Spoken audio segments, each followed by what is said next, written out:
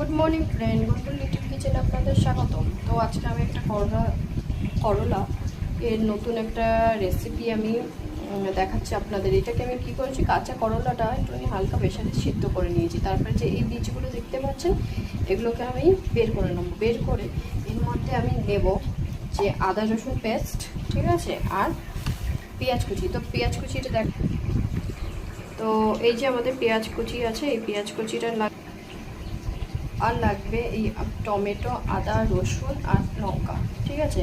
আর লাগবে সামান্য একটু পাতিলেবুর রস। তো এইটাকে আমি পেস্ট করে নেব। তো এইভাবে আমি ছাড়িয়ে নিয়েছি, আর এখানে আমি তেল গরম করতে দিয়ে দিয়েছি। তেলের মধ্যে দিয়ে দেবো আবার পেঁয়াজ।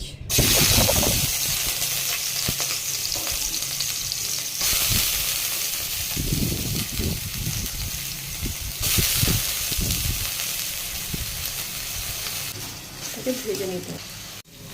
এবার দিয়ে দেবো আদা রসুন পেস্ট। আদা রসুন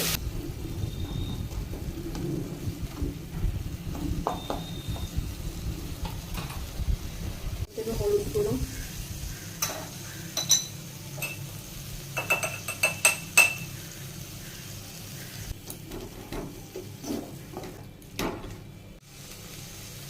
পাতিলেবুর রস। কেউ তেঁতুলও দিতে পারেন, কোনো অসুবিধা নেই।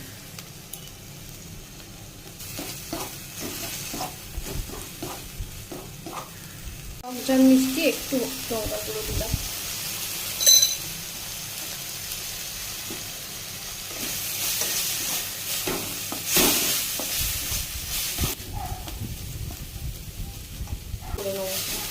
হয়ে গেছে, পুর রেডি হয়ে গেছে। এবার এই পুরটাকে এর মধ্যে ভরে নিচ্ছি।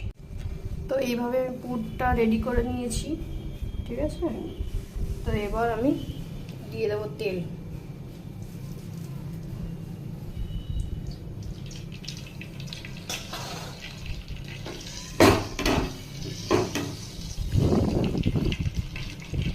গরম হয়ে গেছে, এবার আমি এটা